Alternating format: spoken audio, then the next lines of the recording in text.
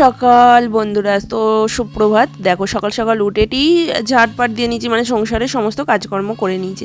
আর আজকে হলো বৃহস্পতিবার, তো একটু পুজো পাঠও করে টোরে তারপর বাড়ি থেকে বেরিয়েছি। এই যে দেখতে পাচ্ছ, এখানে যেখানে আমরা সেই গঙ্গার ধারে এসে বসি, তো সে তার সামনে একটা সুন্দর মন্দির আছে।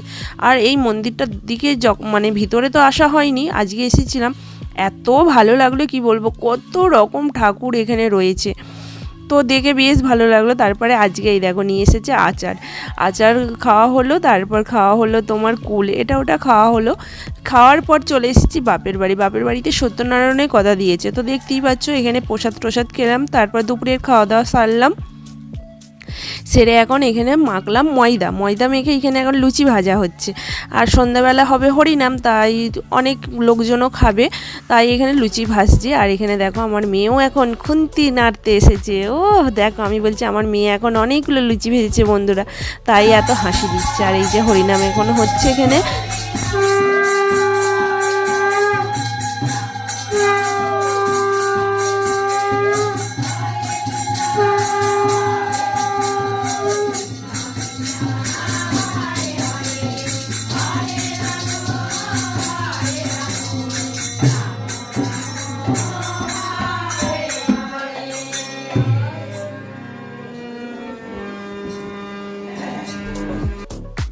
দোল পূর্ণিমা উৎসবে এখানে হরিনাম দিয়েছে, তো সত্যনারায়ণের কথা হয়েছে, তাই এখানে দেখো একটু সবাইকে রাত্রিবেলাতেই একটু রং দিয়ে মাখানো হচ্ছে।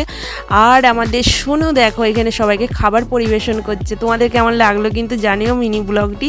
ও এখন মানে দেখে খেতে, মানে শেষকালে ওর এখন খেতে দিতে ইচ্ছা করেছে, সবাইকে দেখো খাবার পরিবেশন করছে।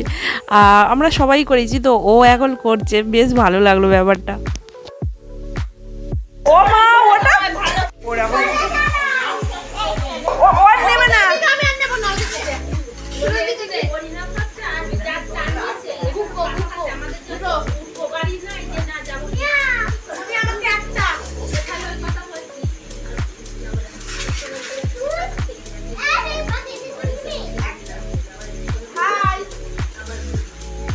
হাই উঠি